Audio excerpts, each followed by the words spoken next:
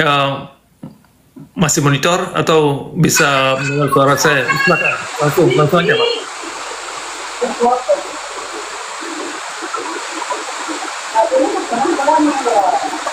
Oke, mungkin belum siap lagi. Nah, silakan Pak, apa namanya, warga surga, silakan.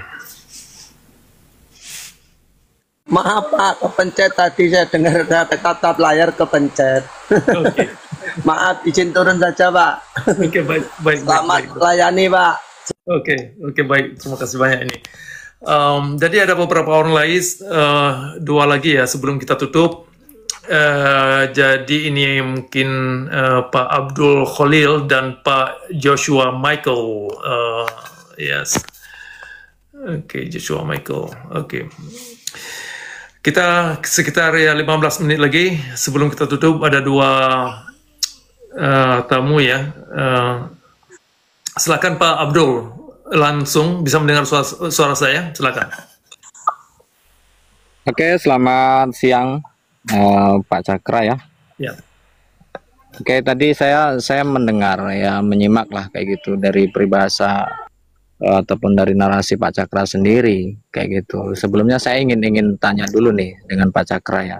Untuk agama Pak Cakra sendiri apa ya? Begini, persoalan begini ya. Saya lebih baik saya menjawab begini. Saya terlahir dalam agama Islam. Jadi agama Islam itu tidak terlepas daripada kehidupan saya. Cuman saya tidak menggunakan agama Islam itu sebagai pedoman hidup. Nah, kenapa saya menggugat agama Islam? Karena saya terlahir dalam agama Islam. Saya tahu banyak persoalan dan masalah. Sehingga saya tidak menggunakan agama Islam sebagai petunjuk. Termasuk Tuhan dan Nabi yang ada di dalam agama Islam itu. Artinya, bagi saya Nabi Muhammad itu tidak bisa dijadikan sebagai suri teladan. Dan Tuhan yang ada dalam agama Islam itu juga tidak banyak ambil andil dan tidak bisa menunjukkan manusia kepada kebenaran. Kenapa? Karena di luar daripada proses-proses alam. Nah, itu singkatnya. Ya, terima kasih ya. Gini Pak, jadi saya menyikapi tentang para ulama tadi, kayak gitu kan, menyikapi tentang para ulama sebagai warasatul anbiya ya, sebagai penerus pesan-pesan Nabi lah bisa dikatakan kayak gitu, pembimbing umat juga. Satu sisi kenapa kebanyakan orang Muslim itu mengikuti para ulama, dikarenakan tingkat pemahamannya juga beda-beda Pak Cakra. Seperti kayak gini, halnya sederhananya seperti ini. Pak Cakra untuk mengetahui semua ini ya, mempelajari semua kitab-kitab atau tafsir-tafsir yang ada, itu butuh waktu dan proses, gitu kan. Ada pendidikan formalnya juga ada, kayak gitu. Termasuk di dalam konteks ajaran Islam juga sama Pak Cakra, kayak gitu kan. Jadi mereka kalau tidak mengikut daripada ulama sendiri, mereka akan tergelincir gitu. Sudah dipastikan itu akan berpikir sangat liar sekali tentang Islam kayak gitu. Itu kalau menurut saya Pak Cakra. Jadi tingkat pemahaman orang kan ya beda-beda gitu. Itu secara reliefnya seperti itu sih gitu kan. Atau juga di dalam Indonesia sendiri saya perhatikan itu di wilayah saya sendiri lah, khususnya itu di salah satu di Pulau Sumatera, kami fine-fine aja kayak gitu. Kami baik, kami ciptakan kedamaian, toleransi dan sangat berjalan sangat baik di sini gitu kan. Jadi kurang sesuai nih dengan narasi-narasi yang disampaikan Pak Cakra kayak gitu. Mohon izin, mohon maaf ya gitu. Ya, baik. Karena gini Pak Cakra. Karena gini Pak Cakra, saya berpedoman kepada apa yang sudah terjadi sepanjang perjalanan hidup saya gitu, terkait dengan lintas agama yang berbeda juga sama kita tunjukkan gitu kan. Bahwasanya Islam itu kan rahmatan lil alamin, rahmat bagi sekalian alam, bukan hanya manusia gitu kan.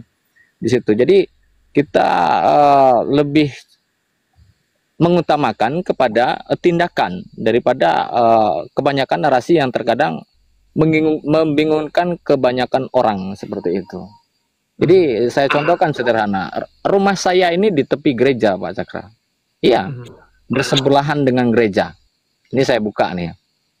Ini kalau perlu diverifikasi silakan datang ke tempat saya gitu. Bahkan pemilik gereja itu, ya kan, dia meninggal dunia di situ.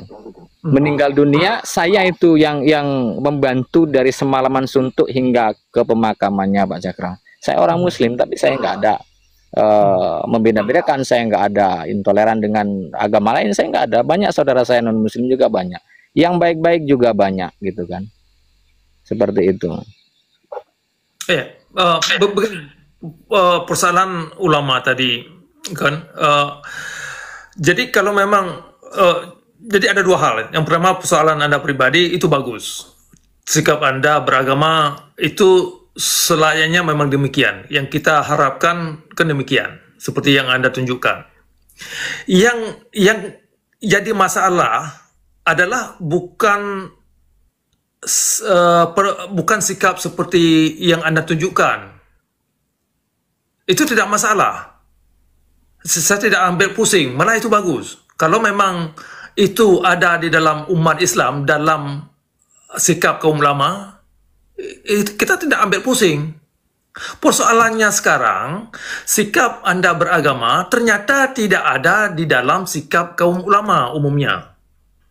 Dan tidak ada sikap-sikap orang Islam yang menegakkan syariat Islam.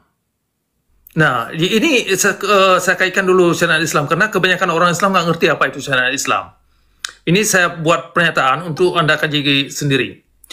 Penegakan syariat Islam sesungguhnya adalah penegakan kezaliman Nabi Muhammad dalam beragama. Nah, ini penting dimengerti kenapa dua dimensi ini tidak bisa dipisahkan. Kenapa sangat terkait? Kenapa begitu zalim syariat Islam?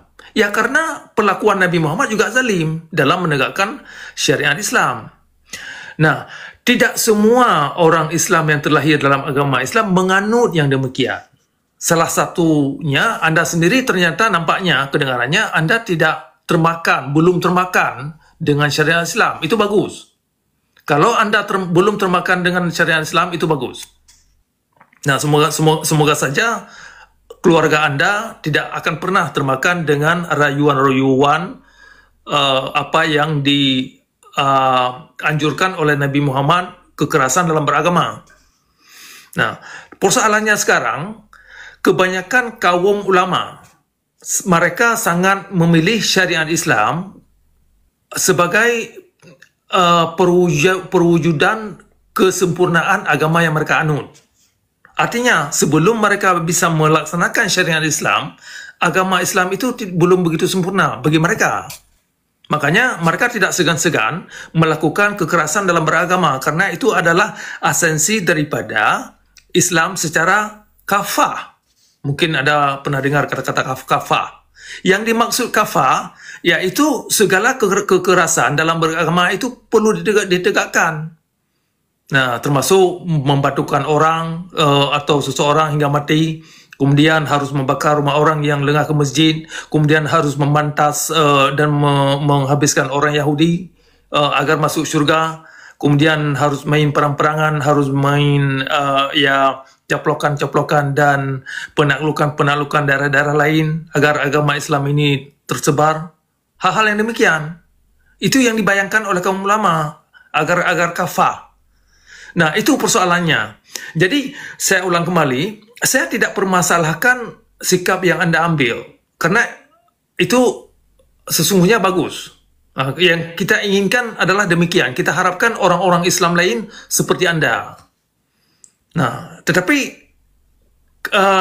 susah kalau mereka sudah termakan dengan syariat Islam. Nah, seperti saya katakan, orang Aceh yang sudah begitu taat kepada agama dan mereka begitu mendukung syariat Islam, umumnya mereka orang-orang jahat dalam beragama, umumnya. Nah, padahal orang Aceh itu secara alam itu orang baik-baik. Nah, kenapa mereka jadi orang jahat? Ya karena mereka menganut ajaran-ajaran jahat dalam beragama. Sehingga kekerasan dalam beragama itu sudah menjadi adat. Jadi sudah aneh sekali kalau ada orang Aceh yang baik dalam beragama, itu aneh. atau hal-hal yang sangat sangat jarang kita temukan. Tetapi yang lazim kita temukan, kekerasan dalam beragama itu lazim. Karena mereka sudah menganggap dirinya itu, mereka sudah melaksanakan ajaran yang kafah, yang memang seperti yang dianjurkan oleh Nabi Muhammad. Nah, itu persoalannya. Termasuk kebanyakan bisa, kalau boleh saya katakan, umumnya orang Islam terhadap syariat Islam. Makanya kejadian kepada Ahok yang terjadi pada beberapa tahun yang lalu, kan kaum ulama tidak ambil pusing. Padahal perlakuan yang dihadapkan terhadap Ahok itu kan sebuah perlakuan yang tidak manusiawi. Nah, kenapa orang Islam Indonesia tidak ribut persoalan itu? Ya karena memang dianggap itu bagian daripada syariah. Itu persoalannya, Mas. Jadi ini perlu dimengerti. Makanya yang saya angkat ini terkait dengan hal-hal yang membuat orang Islam itu jahat, itu sangat terkait dengan ajaran yang mereka anut. Karena begini, dalam alam itu gini, dari buahnya itu akan kamu kenal siapa mereka. Dengan kata lain, sesuatu yang Anda tanam di dada itu akan keluar, tidak bisa Anda sembunyikan. Kenapa itu terjadi? Itu memang kodrat alam demikian. Itu persoalannya. Jadi saya ingin mengajak orang Islam ini untuk lebih bisa berani jujur menghadapi prinsip alam, bagaimana alam ini bekerja, sehingga kita lebih bisa memperbaiki diri, bisa menciptakan diri kita ini kepada kepribadian yang seindah-indahnya kepribadian. Makanya dalam Al-Quran ayat 26 dari surah Al-Isra, kalau nggak salah surah Al-Isra, itu yang intinya seindah-indahnya pakaian adalah perangai atau sikap. Maka berpakaianlah atau hiasilah dirimu dengan perangai, dengan kelakuan yang baik. Nah, ini orang-orang wanita ini, cewek-cewek ini tolong dimengerti ini, ibu-ibu. Jadi dalam Al-Quran itu tidak ada istilah pakai kerudung, tidak ada kewajiban pakai kerudung. Nah, tolong diperhatikan itu ayat 26 dari surah Al-Isra ya, persoalan persoalan seindah-indahnya pakaian. Itu diterangkan, itu hiasilah dirimu dengan perangai yang baik. Nah, itu ayat itu kan diperuntukkan kepada semua jenis kelamin. Apa itu Anda laki-laki, cewek, atau waria, atau apapun jenis kelamin yang Anda dianugerahkan oleh alam. Nah, itu kan bisa berlaku kepada semua manusia tanpa harus bersyahadat. Nah, itu yang saya kira yang penting di ini ya, di garis bawahi, bahwasanya yang jadi masalah sekarang bukannya bukannya tidak ada ajaran yang baik di dalam Islam, tetapi ada ajaran dalam syariat Islam mengajak kaum kepada kezaliman dalam beragama. Jadi ada bentrok dalam dua ide dalam satu segi, ketika orang Islam melakukan dakwah kepada orang lain, mereka menggunakan narasi-narasi yang ini ya, yang terkesan itu humanisme, misalkan la ikraha fid din, tidak ada paksaan dalam beragama. Ternyata ketika mereka menganut syariat Islam, itu semua tidak laku. Makanya ayat 26 dari surah Al-Baqarah, ayat 62 dari surah Al-Baqarah itu tidak laku dalam agama Islam. Nah, jadi agama Islam itu sendiri menolak sejumlah ayat Al-Quran yang baik. Nah, ini persoalan. Kenapa seharusnya agama Islam itu harus bisa menerima kalau memang yang baik itu tidak baik? Karena harusnya demikian, ternyata terbalik. Nah, jadi ini jadi persoalan. Sekira demikian, Pak Abdul. Ingin saya sambut dulu ya. Ada beberapa yang lain sebelum saya tutup. Oke, saya naikkan sekalian ya, 4 ya. Jadi demikian dulu Pak Abdul ya. Dan ini saya naikkan yang lain dulu. Terima kasih banyak atas partisipasi Anda. nanti. Terima kasih Pak Cakra, lain kali kita sambung lagi ya, soalnya masih agak panjang juga nih ceritanya. Oke. Sehat Ya, selalu Pak benar. Cakra ya. Shalom. Assalamualaikum ya. Ya. Waalaikumsalam. Oke, Pak Fendi, shalom. Mbak Teresa, Pak Tris, dan Ibu Urina. Maaf, salah pencet. Oh, salah pencet. Oke. Oke. Siapa yang tidak salah pencet? Pak Fendi, silakan. Shalom, Pak Fendi. Apa kabar? Shalom. Shalom Bang Cakra, shalom. Puji Tuhan sehat Bang. Sangat sehat. Malah tambah sehat nih. Jadi saya ingin sampaikan satu hal kepada penonton ya. Ini yang nonton pasti bukan saja orang Kristen, tetapi banyak juga orang di luar kekristenan. Jadi kepada saudara semuanya yang belum percaya kepada Tuhan Yesus sudah harus berpikir keras, berpikir dengan kritis, cepat ambil tindakan. Itu satu. Yang kedua, bagi penonton yang belum beriman kepada Alkitab, ayo ganti kitab suci. Kenapa ganti kitab suci? Karena setelah saya menjadi orang Kristen, saya belum pernah melihat ada orang Kristen di saat orang Kristen membaca Alkitab, itu orang itu jadi jahat. Belum pernah satu orang Kristen pun ketika dia dekat dengan Tuhan dan dia mendalami Alkitab, belum ada orang Kristen yang jahat. Belum ada orang Kristen yang mengganggu rumah ibadah orang lain. Belum ada orang Kristen yang menghina, mencemooh, dan mengolok-olok orang lain. Jadi kepada saudara-saudara semuanya, khususnya kepada penonton yang belum beriman kepada Alkitab, ayo ganti kitab suci saudara. Ya, ini adalah petunjuk, huda linnas, petunjuk bagi umat manusia. Makanya sekali lagi, tidak ada manusia satupun yang jahat, yang berlaku tidak adil di saat dia memperdalam Alkitab. Itu saja dari saya, Prof. Cakra. Sehat Sabi, Bang. Bersemangat Sabi. Tuhan berkati.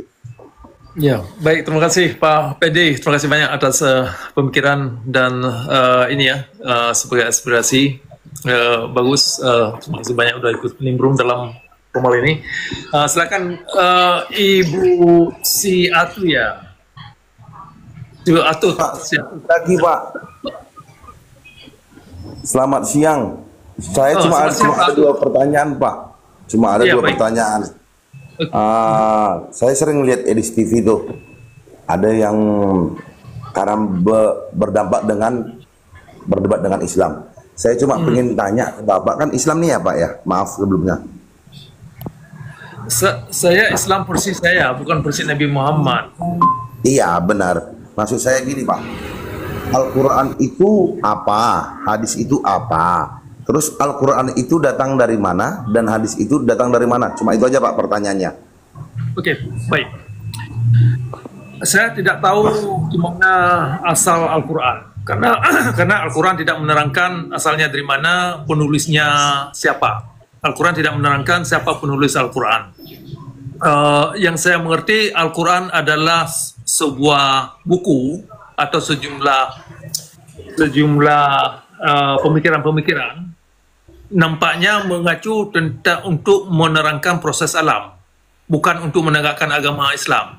Makanya kata Islam yang ada di dalam Al-Quran itu bukan tentang agama Islam yang diyakini umat. Nah, jadi itu secara ringkas persoalan Al-Quran. Nah, pertanyaan kedua yang Anda tanyakan persoalan hadis. Hadis adalah sejumlah kitab atau buku yang diklaim yang disinyalir untuk menerangkan Al-Quran. Karena orang Islam nggak ngerti apa itu Al-Quran. Nah, gitu mereka klaim. Jadi harus ada hadis untuk menerangkan Al-Quran. Ternyata hadis ini tujuannya untuk menegakkan agama, bukan untuk menegakkan karakter yang baik.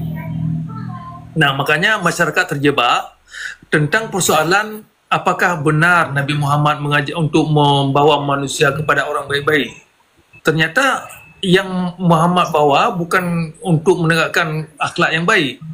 Karena perlakuan dia sendiri tidak baik dalam beragama.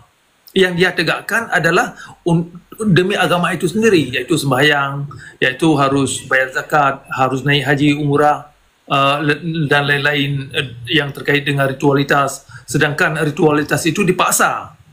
Dipaksa, ya siapa yang tidak mengerjakan ya dianggap bukan orang Islam atau akan kena ganjaran.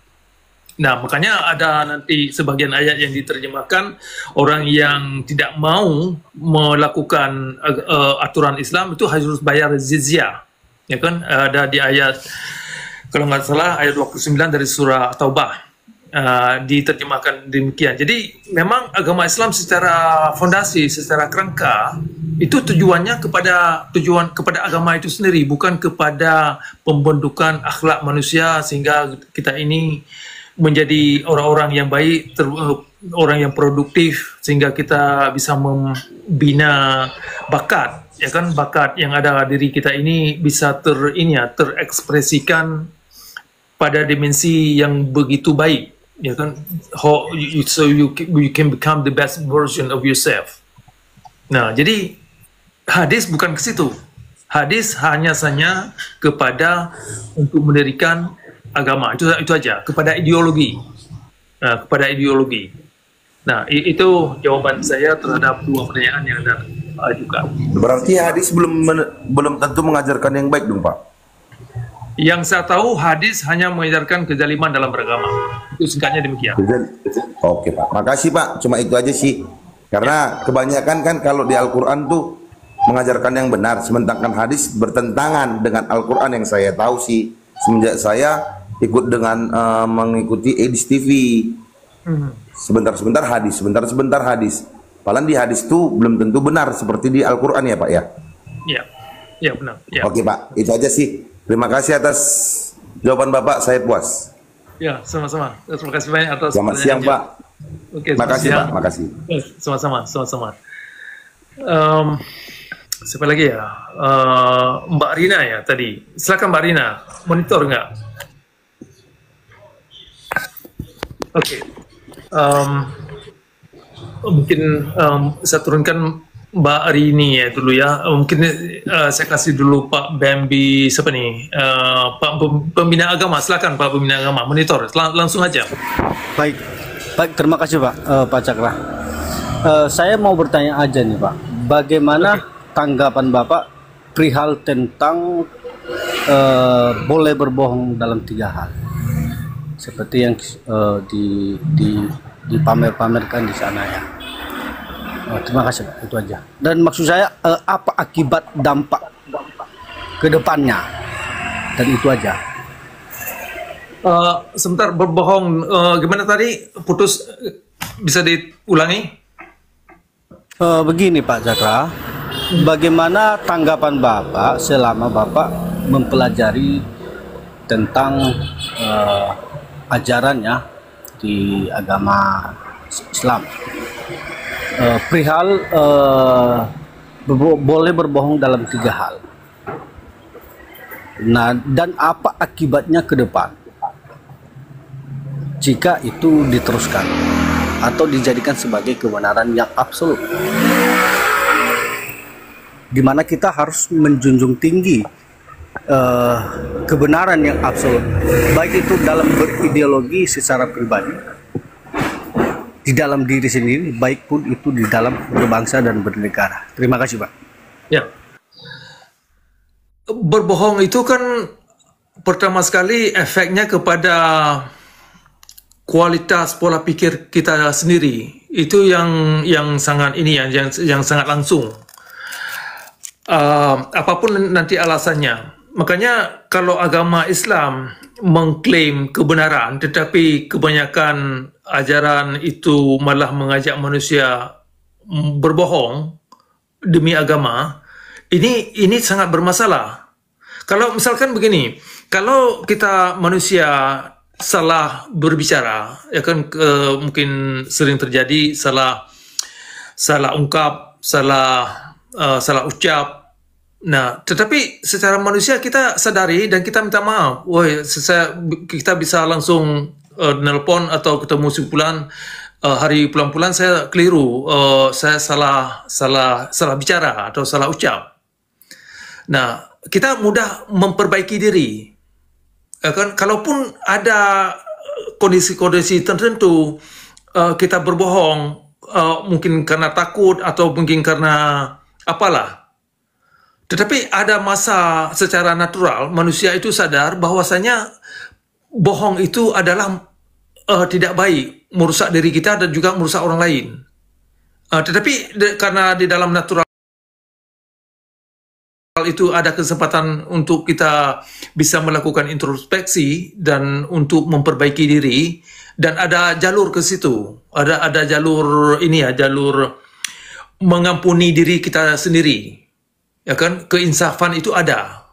Nah, di dalam agama Islam tidak ada jalur ke situ. Nah, ini persoalannya, sehingga masyarakat Islam terjebak dan terperangkap di dalam harus berbohong demi menegakkan agama. Ini bagi mereka yang ini ya, bukan semua orang Islam, tetapi kebanyakan orang Islam yang sudah terracuni dengan konsep-konsep syariat Islam. Nah, di bawah payung syariat Islam, umat dituntut memang harus berbohong. Makanya kalau Anda perhatikan ceramah-ceramah ustadz itu kan omong asal-asalan. Nah, kenapa? Itu memang mereka dituntut demikian. Nah, itu persoalannya. Sehingga moralitas agama Islam itu kan tercermin dari situ. Artinya agama Islam dalam dimensi itu bukanlah sumber moralitas.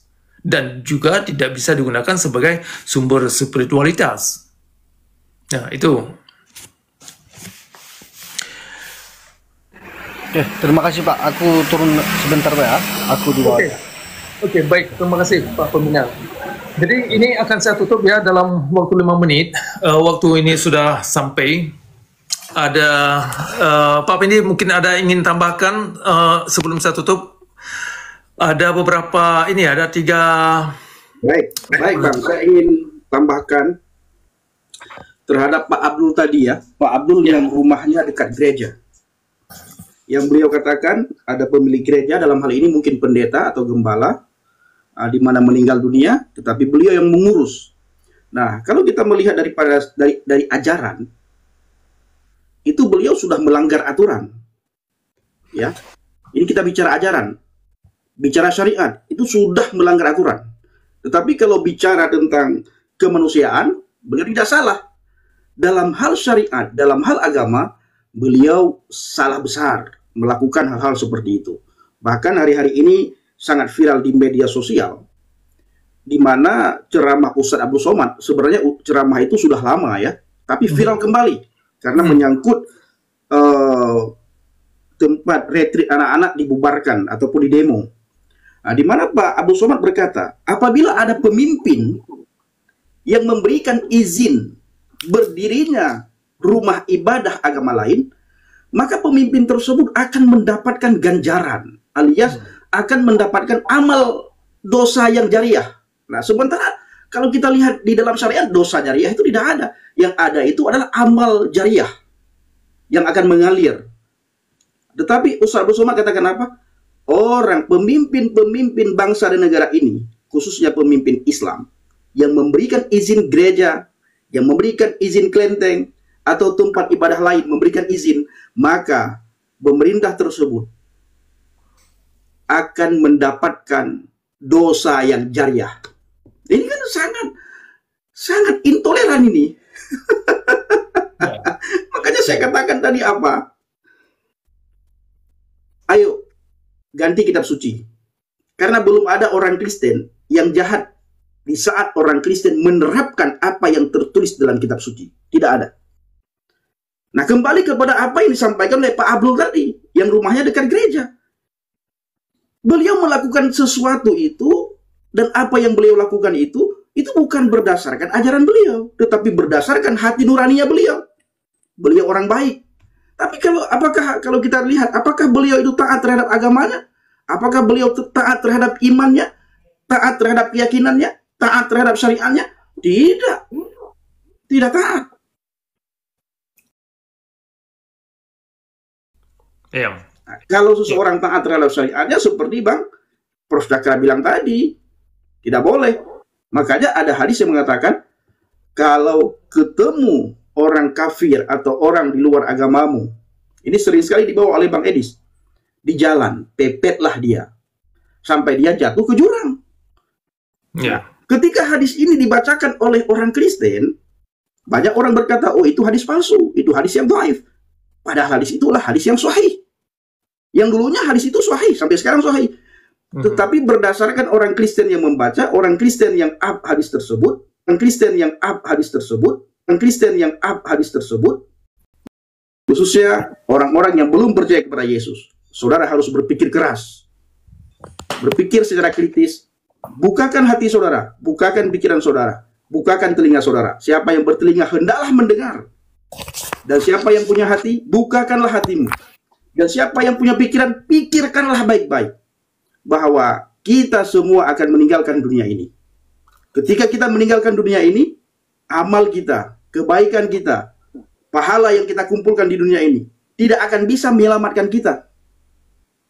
Bahkan tidak ada satu manusia pun yang bisa menyelamatkan dirinya dari sirat, di mana rambut bagaikan di belah 7. Tetapi ayo saudara percaya kepada Yesus. Saudara butuh Yesus. Ya, ganti kitab suci. Ayo, yang belum ganti kitab suci, ganti kitab suci. Itu dari saya. Salam Kak Sofi, sehat selalu Kak. Kak Sofi masih monitor? Ya, mesti mungkin di bawah. Tapi enggak apa. Jadi terima kasih banyak Mas Pindi, Pak Pindi, atas atas pemikiran yang telah dituangkan. Mungkin ini sudah bisa kita tutup. Ada beberapa kawan-kawan di bawah yang ingin naik, tetapi waktunya kita sudah sampai. Nampaknya perlu kita Anda-anda yang di bawah yang tidak bisa naik kali ini. Ya, Bang. Nanti Hanifahnya Bang si Sahil Bang. Sahil. Abu Hanifah. Ya, hanai dingo habagab ji Abu Hanifahnya. Sabil. Oke. Si Sabilnya Bang hanai dingo habagab. Habadro saja dingo. Nanti Sabil, Abu Hanifahnya Sabil, urang Aceh, Aceh Utara. Ya. Jadi kita harap kepada Abu Sabil, Abu Hanifah, buka hati Abu Hanifah. Buka hati, buka pikiran, buka punyung supaya nak terang. Nak nekalon, dah yang god, dah yang hanagot. Ya, tiga Bang Cakra. Ini karena banyak orang Aceh di bawah, saya bicara bahasa Aceh sama Bang Cakra. Tiga Bang, nu ulas tentang amar ma'ruf nahi mungkar. Ini kan Abang sudah pernah buat VT, tetapi kan belum ada pengulasan di live. Jadi Abang sesekali coba ulas nanti amar ma'ruf nahi mungkar. Ya, baik. Ya, baik. Itu Bang dari saya. Sehat selalu Bang ya. Saya turun Bang ya.